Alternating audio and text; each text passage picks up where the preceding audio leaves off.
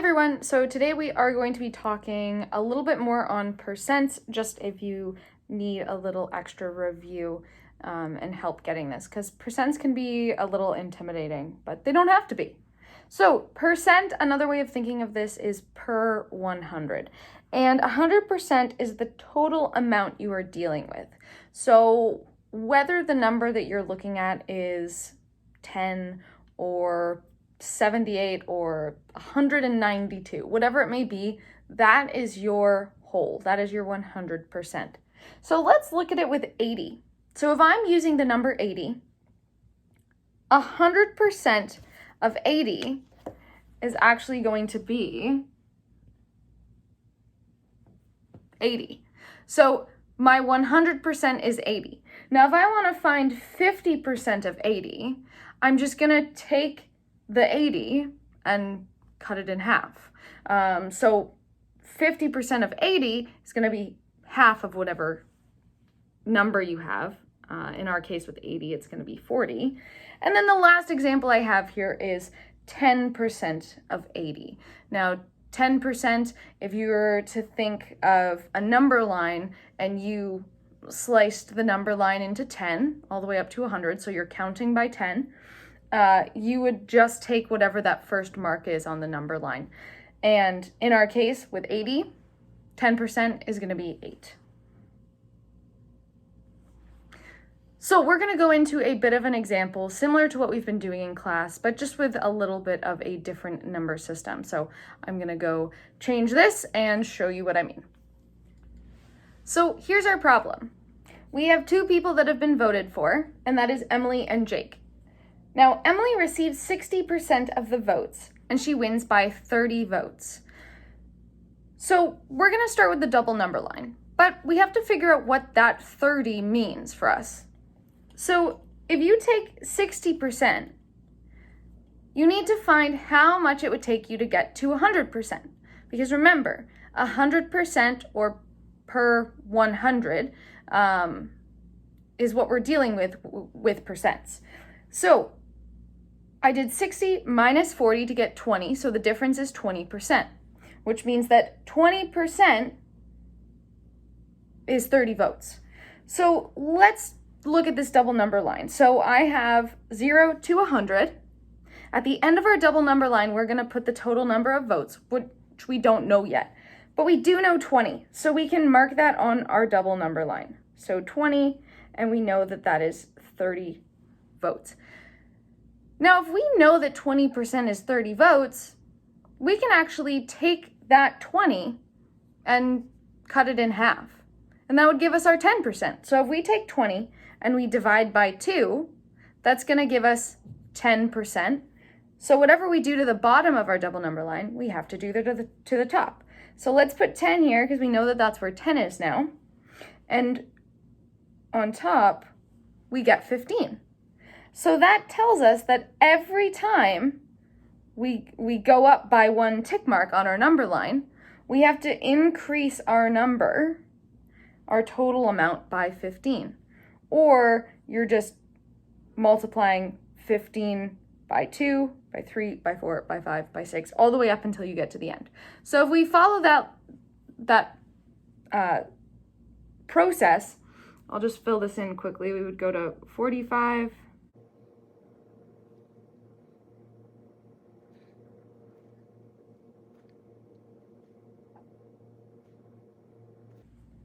So if we follow that process with the double number line, we go all the way up and find that the total number of votes was 150.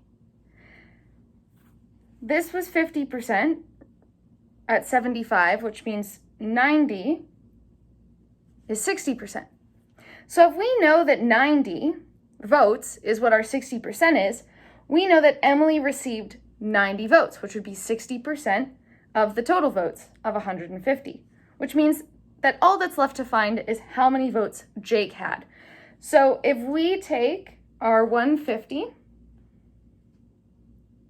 and we subtract our 90, we can find that Jake ended with 60 votes. So Emily had 90 votes, Jake had 60 votes, and that gives us our 60% and 40%. Now I'm going to show you another method that you might be able to use. So here's another way you might be able to represent it for yourself, whichever one works for you. So we still have to use the 60 minus 40 to find out how much difference there is between Emily and Jake in terms of votes. And we still get that 20% is the difference between them. So if I draw a square for each candidate, I've done Emily in purple and Jake in brown, and each square represents 20%. So 20%, 20%, 20%, that gets me all the way up to 60%. So on top, all I've done is I've added the votes. So 30, 60, 90. So we're going up by 30 each time. And then when you move to Jake, you do the same thing, but now you're just increasing from where you left off. So 30, 60, 90, 120, 150. Now, one way to break this down is if you were to look at the percents, in order to get to that 100 that we're looking for, you would have to take your 20% and multiply it by 5. That would get you 100%, which means if we're looking at the votes, if you take 30 and multiply by 5, that gets you to 150.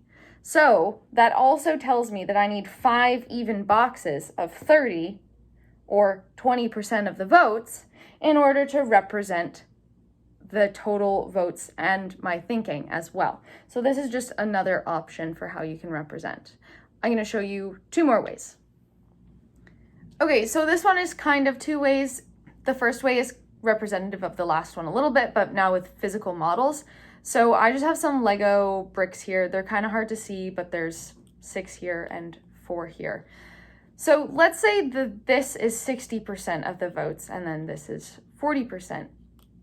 With the extra Legos I have, I want to see how many it takes to make this match up to this block. So if I add 2 more, I find that they end up being the same width and the same number of blocks. So this proves to me that 2 more blocks would get me to the same amount of votes. So these 2 blocks, representative of 20%, is what's missing. Now, kind of like the last example where I knew that that 20% was how much Emily won by, I would be able to say that this is 30 votes. From there, I would be able to multiply my 2 blocks that I have as the difference of 30 for however many it takes me to get to the total. So that's just kind of a physical model if you prefer to use something that you have to visually see it. Now, I'm going to show you one more way, and this is with some equations.